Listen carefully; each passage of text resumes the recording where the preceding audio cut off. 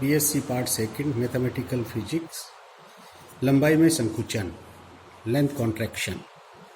लंबाई में संकुचन क्या है, ये आप देखेंगे कि लंबाई में जो संकुचन कहलाता है लॉरेंज रूपांतरण के बाद में या आइंस्टाइन के अपेक्षिकतावाद के बाद में, तो वो नॉर्मली अपन जैसे एक मीटर की अपन ने कोई लेंथ वाली कोई चीज़ ली, वो है जो किस में चल रही है, मूविंग फ्रेम में चल रही है। तो लॉरेंज रूपांतरण के परिणाम से किसी वस्तु की लंबाई जिस निर्देश फ्रेम में मापी जाती है, निर्देश फ्रेम की गति पर निर्भर करती है। माना कि एक छड़ vx वेग से s फ्रेम में x के सापेक्ष vx और गति कर रही है।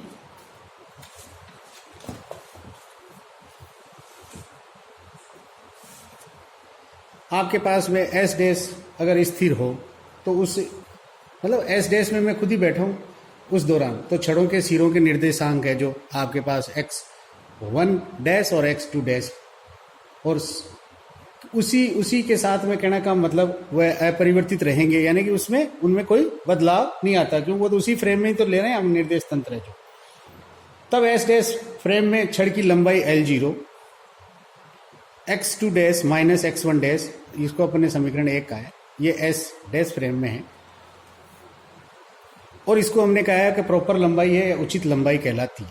जो निर्देश फ्रेम जिसमें हम उसकी लंबाई का मापन जिसमें वो रखी हुई है उसमें लेते हैं, उसको प्रॉपर लेंथ कहते हैं। अर्थात उचित लंबाई L0 जबकि निर्देश तंत्र स्थिर हो, मुख्य रूप से इसी निर्देश तंत्र के बारे में कह रहा है। अब हम S निर्देश तंत्र के सापेक्ष छड़ की लंबाई ज्ञात करते हैं, यानी कि ये जो S है, जो एक खुद कहने का मतलब दूर बैठा हुआ एक निर्देश तंत्र है, अब ये तो इसके साथ कांस्टेंट वेग से चलता है और ये आराम से विराजमान है। ये केवल ऑब्जर्वेशन के टाइम इसको स्थिर शब्द यूज किया S डैश के लिए। इसके लिए छड़ के दोनों सिरों x निर्देशांक समय t पर S फ्रेम में निकालते हैं। माना कि x2 व x1 दोनों सिरों के निर्देशांक S फ्रेम में समय t पर हैं, यानी कि अपन ने लिखा x और t इसके कोऑर्डिनेट हैं, तो आपके पास में छड़ के सिरे हैं, इसलिए एक का x1 और दूसरे छड़ के सिरे का x2।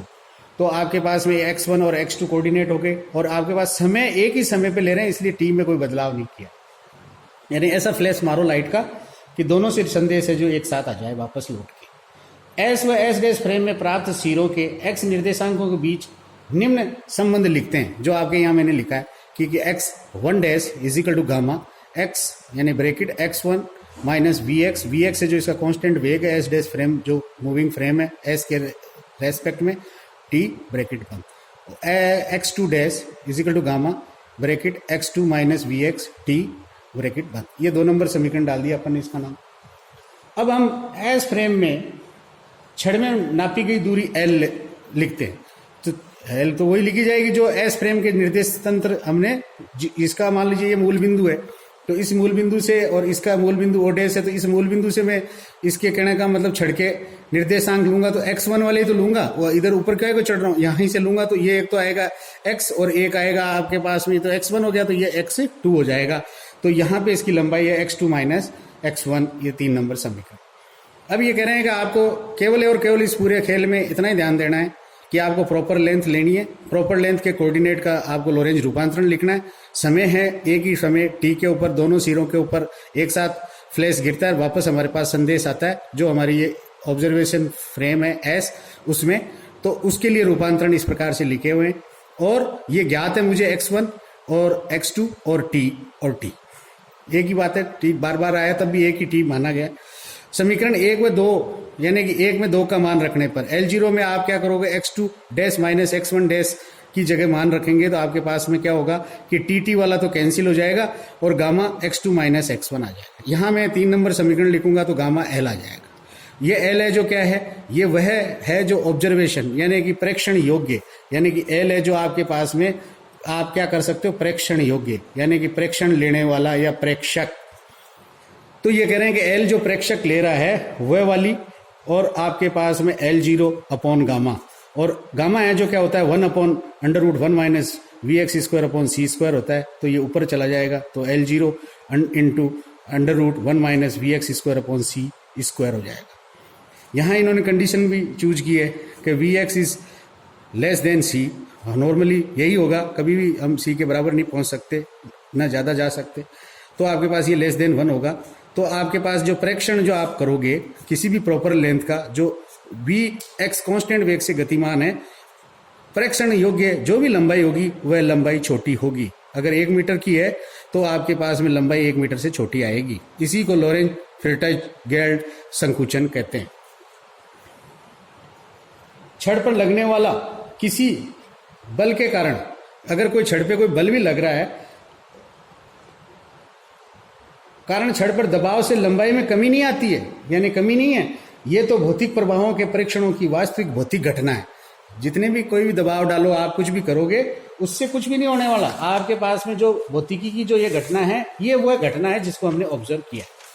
अब आप एक एग्जाम्पल देखो कि एग्जाम्पल में क्या करा है कि 1 मीटर की लेंथ है जो छड़ है, और वो आपके पास में 60%, यानी कि कहने का मतलब उसके वेग से गतिमान है। वी एक्स का मान है जो 60 है, ये देखिए वी एक्स का मान 60% है, यानी कि 0.6 सी के बराबर है। तो ये जो कह रहे हैं, ये कह रहे हैं, ये सूत्र लिख लीजिए आप, और यहाँ पे लंबाई में संकुचन लिखना है, तो प्रॉपर लेंथ माइनस एल यानी डेल्टा एल। तो ये कह रहे हैं इसी फॉर्मूले को सोल्व करेंगे तो एल जीरो बराबर 1 मीटर है, वी एक्स बराबर 0.6 सी है। तो वी एक्स का अलग से निकालना चाहते हैं कि गामा का मान क्या होगा या इस ब्रैकेट का मान क्या होगा, तो यहाँ जो आपके पास में अंडर रूट यानी कि हाफ है, तो ये जो आपके पास में आएगी, ये मैंने अंडर रूट लिखने की बजाय इसको होल स्क्वायर के साथ। अब आपके पास में देखिए L बराबर L जीरो इंटू 0.8, इसका मान मैंने 1 मीटर लिख दिया, तो 0.8 से मल्टीप्लाई होगी तो 0.8 मीटर आ गई। तो आभासी लंबाई, इसको आभासी लंबाई भी कह देते हैं कई बार, तो 0.8 मीटर है, और डेल्टा में जो परिवर्तन आया उसको 0.2 मीटर का परिवर्तन आया। तो ये जोरदार चीज़ है, इससे कई डिस्कवरियां हुई पार्टिकल फिजिक्स में। धन्यवाद।